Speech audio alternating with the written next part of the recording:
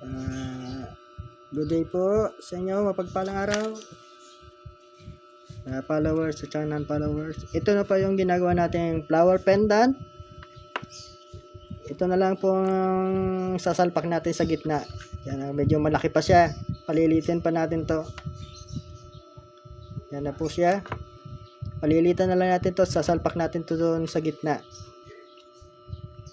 Ayan po siya. Dalawa po.